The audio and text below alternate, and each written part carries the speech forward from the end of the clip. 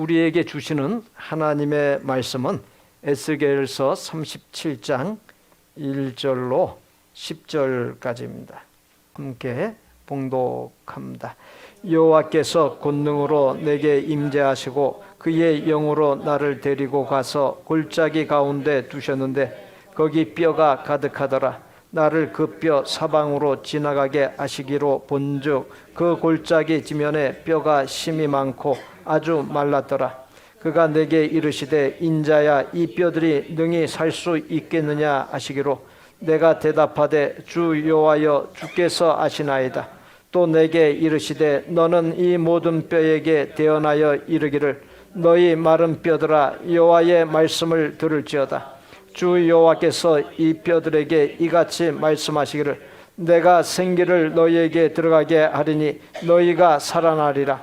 너희 위에 힘줄을 두고 살을 입히고 가죽으로 덮고 너희 속에 생기를 넣으리니 너희가 살아나리라. 또 내가 여호와인 줄 너희가 알리라 하셨다 하라. 이에 내가 명령을 따라 대언하니 대언할 때에 소리가 나고 움직이며 이 뼈 저 뼈가 들어맞아 뼈들이 서로 연결되더라.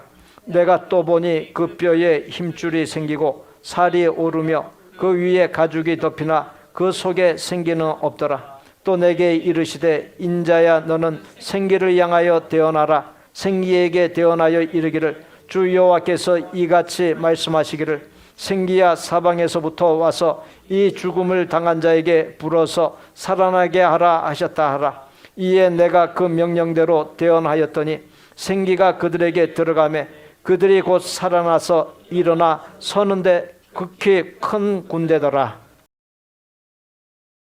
바벨론 왕국이 하나님께서 택한 남유다 왕국을 BC 605년, BC 597년, 그리고 BC 586년 등 세 차례에 걸쳐서 침략을 했고요. 그리고 마지막인 586년에 가서 남유다 왕국을 완전히 멸망시킵니다.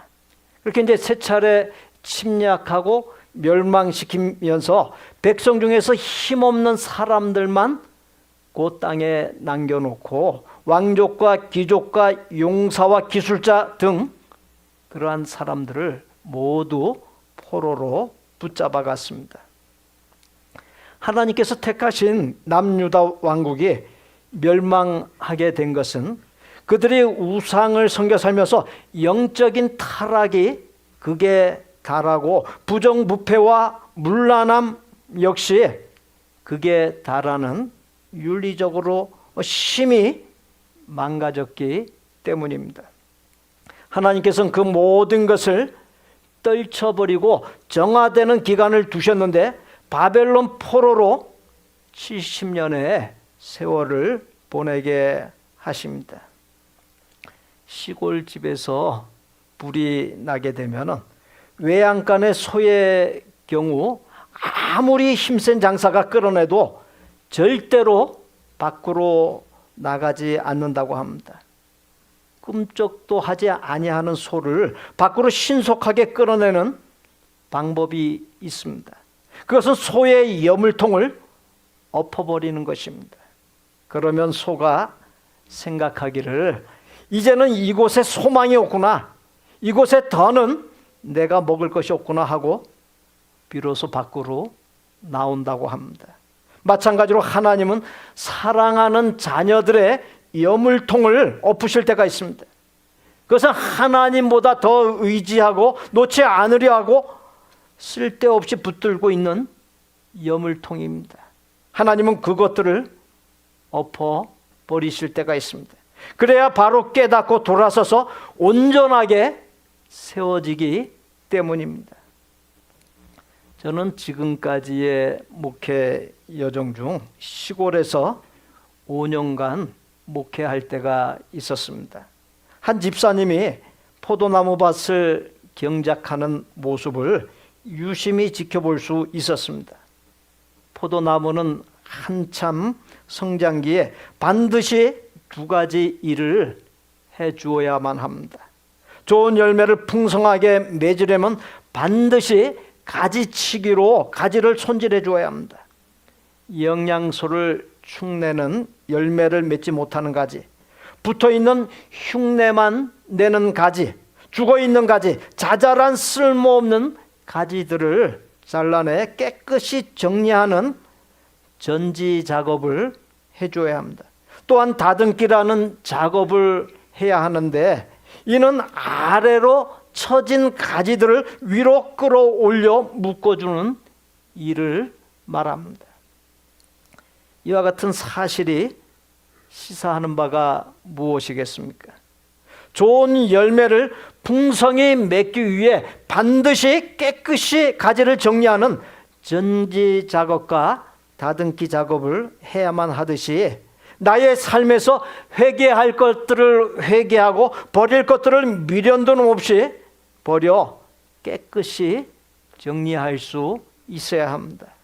나를 구원해 주시고 나에게 새 생명을 주신 예수님보다도 세상의 것들을 더 중하게 여겼던 모습들, 주일날에 드리는 예배를 소홀히 여겼던 모습들, 하나님의 말씀과 기도를 멀리했던 모습들, 사랑하지 못했던 모습들, 성도로서의 도리와 책임을 다하지 아니하고 나태했던 모습들을 나를 위해 달려 죽으셨던 십자가라고 하는 가위로 쳐내어 깨끗하게 정리할 수 있어야 합니다. 그렇게 하지 아니하면 예수 그리스도의 몸에서 분리되어 별 쓸모없게 되고 버려질 수밖에 없고 불에 던져질 수밖에 없기 때문입니다. 창세기에 등장하는 아브라함의 위대한 신앙은 끊을 것을 끊음으로 이룩된 신앙입니다. 끊을 것을 끊음으로 한 단계씩 올라간 것입니다. 고향을 떠나라 할 때 고향과 안정된 현실 삶에 대한 모든 미련을 끊어냈습니다. 하갈을 통해 낳은 이스마엘을 내쫓으라 할 때 그대로 순종했습니다. 눈동자보다 더 귀한 아들 이삭을 바치라 했을 때 눈물을 머금고 아들과의 혈육의 정도 끊었습니다. 그 결과 온 세상 만민에게 있어서 믿음과 복의 조상이 될 수 있었습니다. 주님 안에 거한다. 우리가 하나님 안에 거한다는 것은 변화를 가져오는 것을 의미합니다.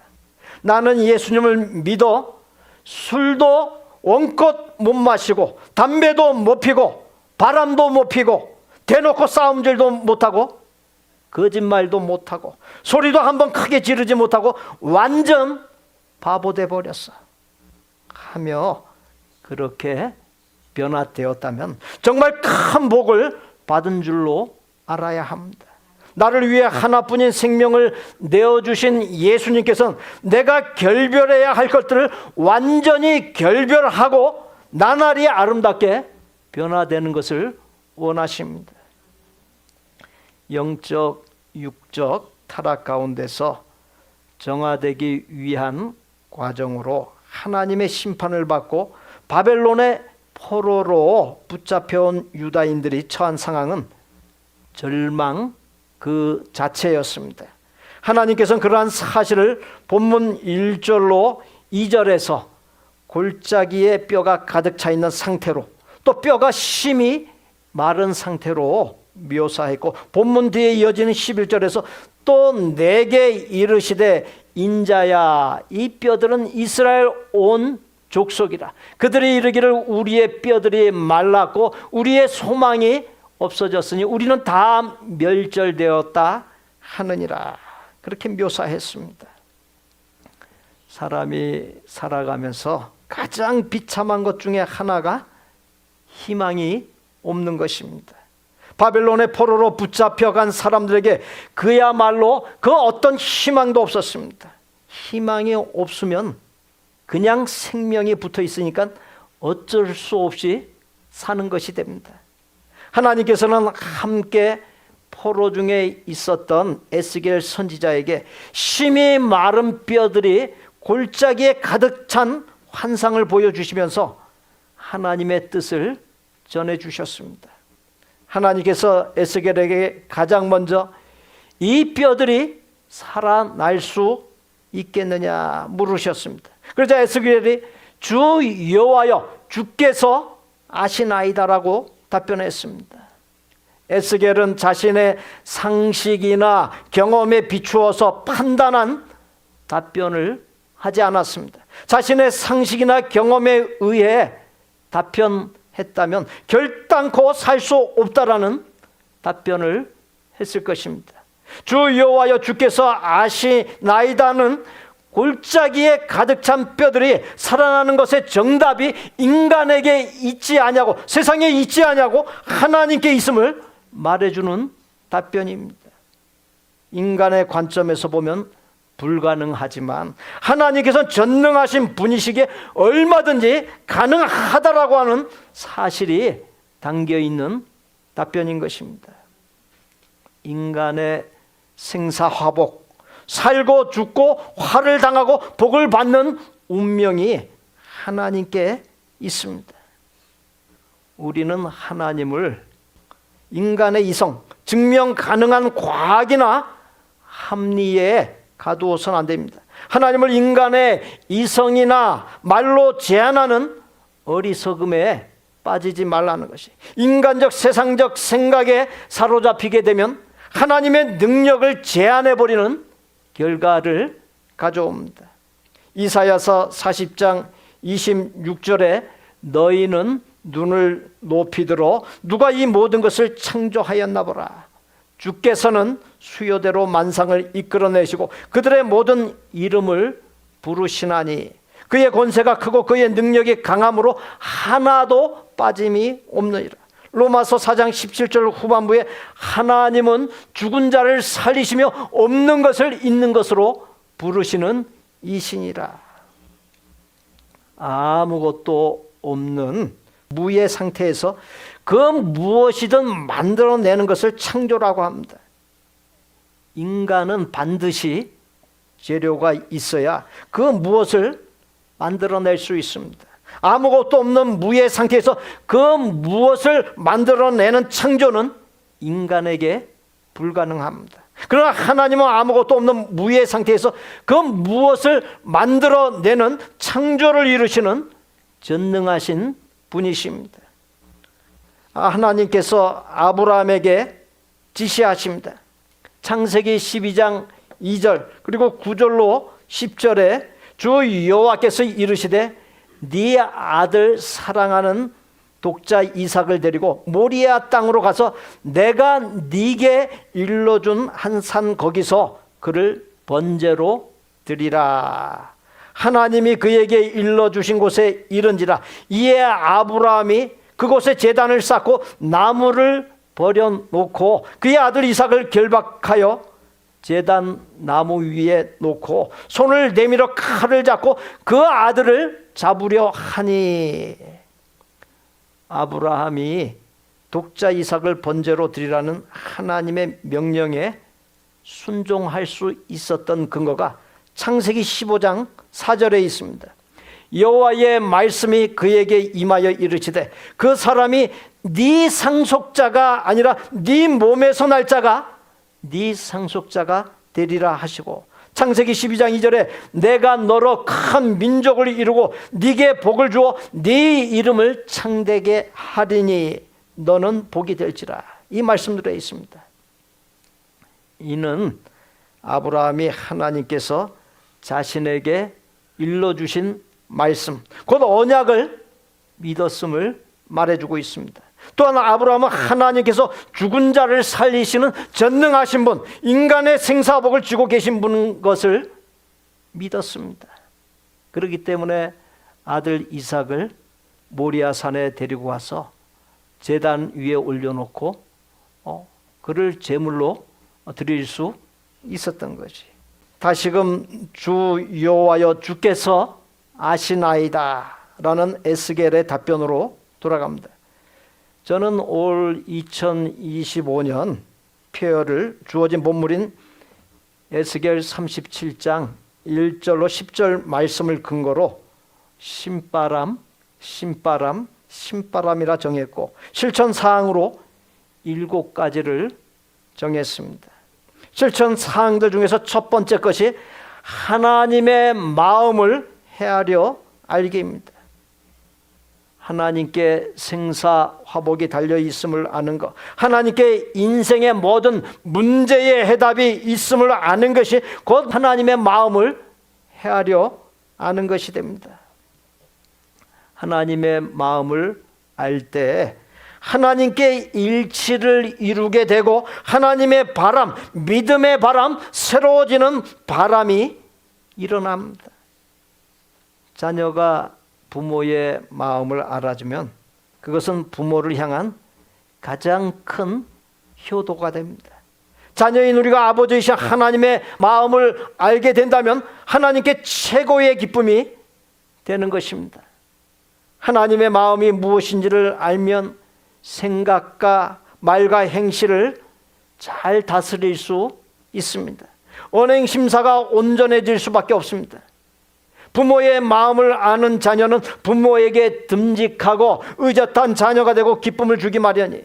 마찬가지로 하나님의 마음을 알게 되면 하나님께 큰 기쁨이 되고 복의 근원이신 하나님께서 복을 부어주시기 마련입니다. 기도에 대한 하나님의 응답이나 복의 근원이신 하나님의 복이 언제 이루어집니까? 내가 하나님의 마음을 알고 하나님께 일치를 이룰 때, 하나님과 하나 될 때 기도 응답의 역사가 일어나게 되고 복의 근원이신 하나님의 복이 내게 임하게 되는 역사가 일어납니다. 그렇게 하나님께 일치를 이루기 위해서 하나님의 마음을 알고자 힘쓸 수 있어야 합니다. 하나님의 마음을 아는 것을 한마디로 표현하면은 하나님의 마음을 아는 것은 신앙생활의 왕도이다. 그렇게 표현할 수 있습니다. 그렇게 우리는 하나님께서 새롭게 주신 2025년 내내 하나님의 마음을 알고자 힘쓸 수 있어야 합니다. 이 2025년뿐만 아니라 하나님 부르시는 날까지 일생을 우리 하나님의 마음을 읽고 하나님의 마음을 헤아려 알기를 힘쓸 수 있어야 됩니다. 하나님의 마음으로 사람들을 대하고 하나님의 마음으로 모든 일을 이루어갈 수 있어야 합니다. 그럴 때 하나님의 임재하심과 천국을 맛보고 누리는 역사가 일어납니다. 열왕기상 3장 10절로 13절에 이 말씀 함께 봉독합니다. 솔로몬이 이것을 구하매 그 말씀이 주의 마음에 든지라. 이에 하나님이 그에게 이르시되 네가 이것을 구하도다.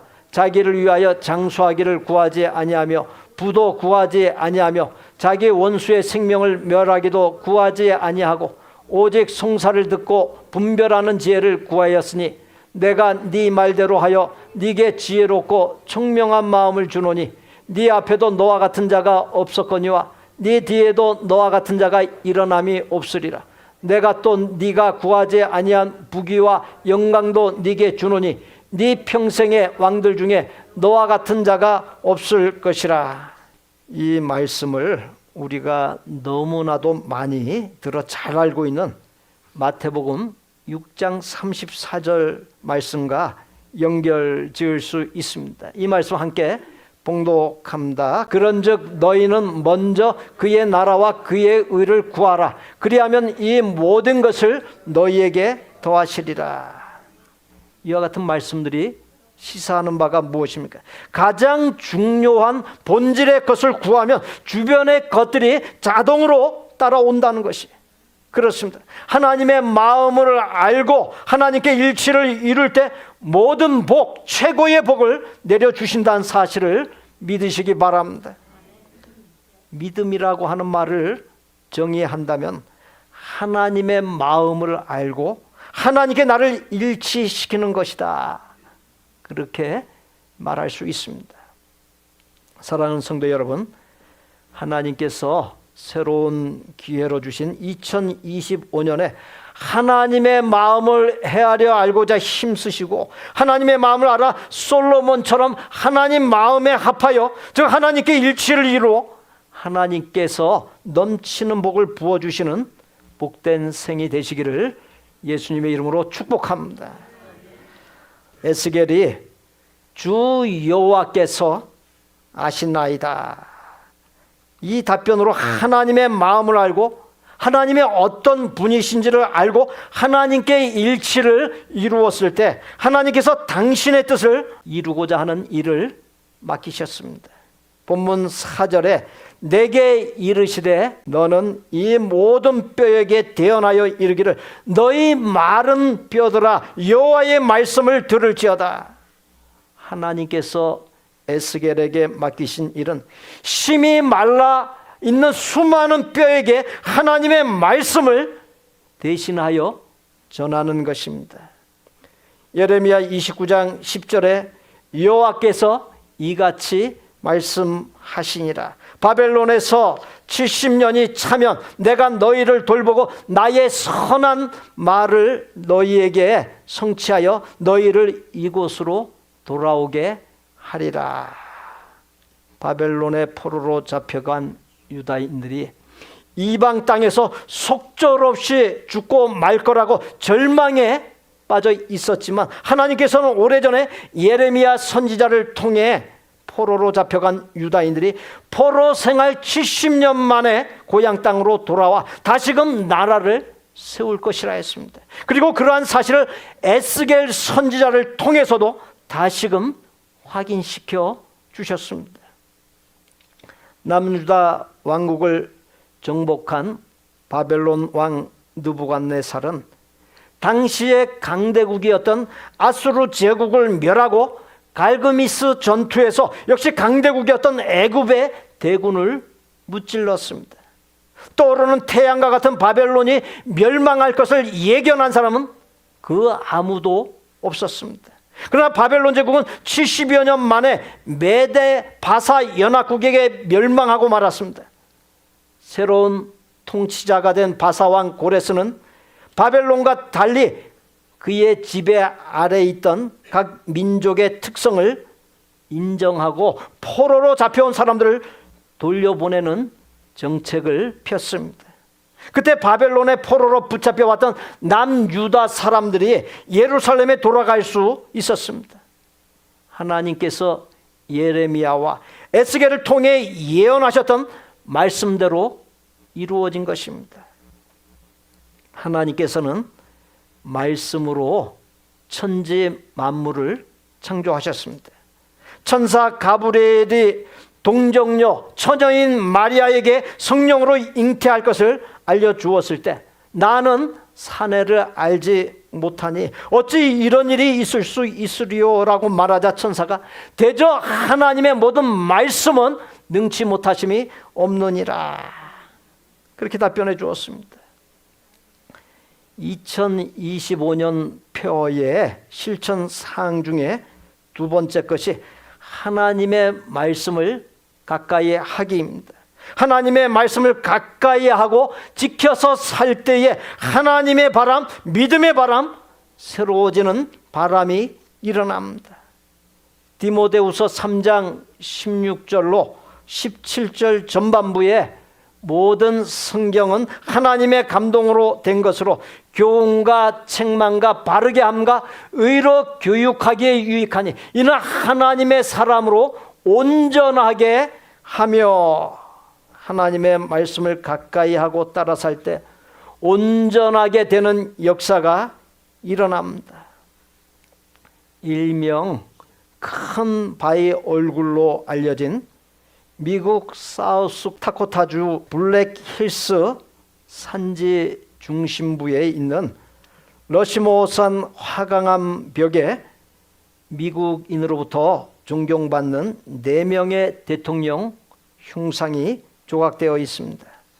조지 워싱턴, 토마스 제퍼슨, 아브라함 링컨, 시어도어 루즈벨트입니다.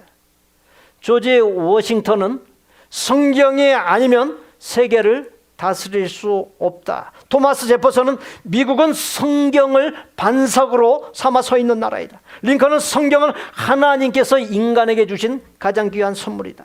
시어도어 루즈벨트는 어떤 방면에서 일하는 사람이든 그가 자신의 생을 참되게 가꾸기를 원한다면 나는 그에게 성경을 묵상하라고 권하고 싶다라고 말했습니다.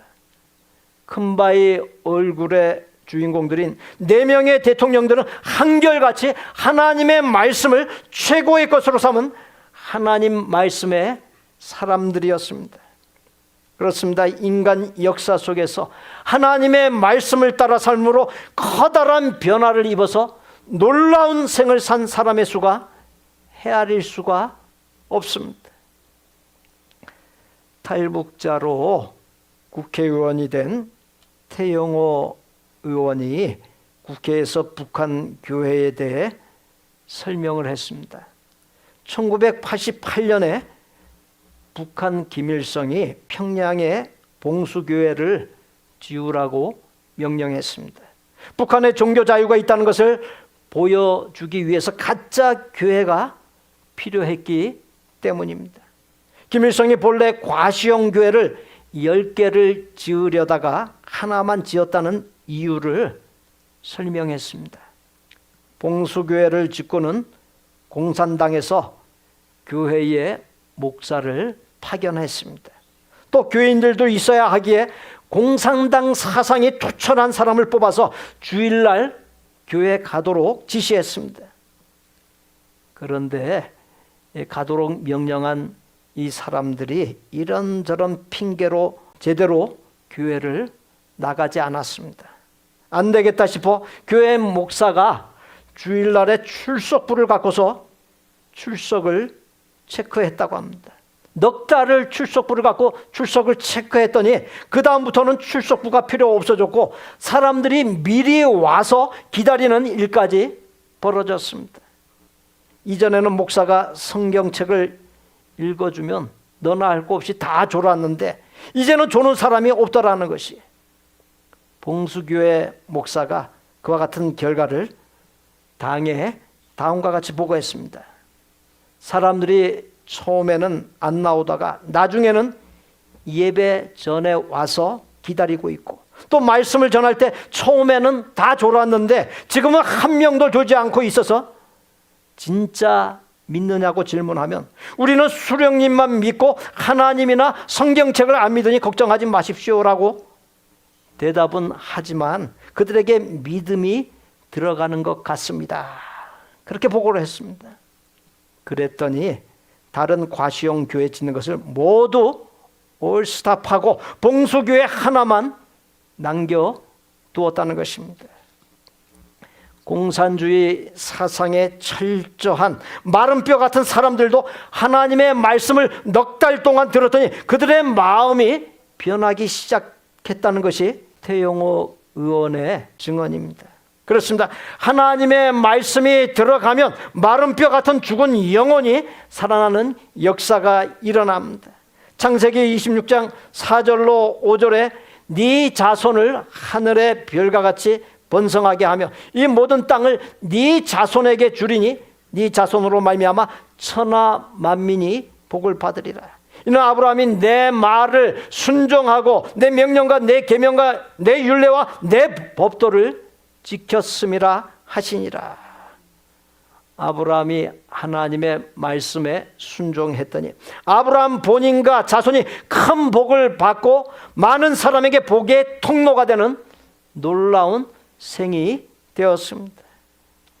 요한일서 5장 3절로 4절에 이 말씀 우리 함께 봉독합니다. 하나님을 사랑하는 것은 이것이니 우리가 그의 계명들을 지키는 것이라. 그의 계명들은 무거운 것이 아니로다. 무릇 하나님께로부터 난 자마다 세상을 이기느니라. 세상을 이기는 승리는 이것이니 우리의 믿음이니라. 진리를 알지니 진리가 너희를 자유롭게 하리라. 하나님의 말씀을 붙잡고 하나님의 말씀을 따라 살게 될 때 세상을 이길 수 있다는 것입니다. 또 인생을 얽으면 모든 사슬과 굴레로부터 자유하는 역사가 일어날 수 있다는 것이, 우리가 굴레와 사슬에 얽어 매어져서 정말 지쳐서 힘들게 살아가고 있는 이유가 무엇입니까?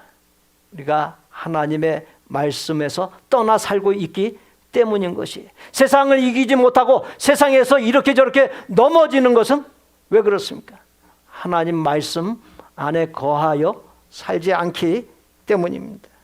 출애굽기 20장 6절에 이 말씀 우리 함께 봉독합니다. 나를 사랑하고 내 계명을 지키는 자에게는 천대까지 은혜를 베푸느니라. 다시 한번 봉독합니다. 나를 사랑하고 내 계명을 지키는 자에게는 천대까지 은혜를 베푸느니라. 사랑하는 성도 여러분, 오늘 우리에게 주신 말씀을 따라 2025년에 하나님의 마음 알기를 힘쓰고 하나님의 말씀을 믿고 따라 사는 가운데 하나님의 바람, 믿음의 바람, 새로워지는 바람이 일어나고 하나님의 놀라운 역사가 일어나기를 예수님의 이름으로 축복합니다. 우리 이 시간 합심해서 기도하는 시간 같습니다. 이 기도 제목 함께 읽습니다. 하나님의 마음 알아 하나님께 일치되게 하여 주옵소서. 하나님의 말씀을 가까이 하고 지켜 살게 하여 주옵소서. 그리하여 하나님의 바람, 믿음의 바람, 새로워지는 바람이 충만하게 하여 주옵시고 복된 삶이 활짝 열리게 하여 주옵소서. 우리 합심해서 기도로 나아갑니다. 하나님의 마음 알기를 힘쓰겠습니다. 하나님의 말씀을 가까이 하고 따라 살겠습니다. 하나님의 바람, 믿음의 바람, 새로워지는 바람이 충만한 삶을 살겠습니다.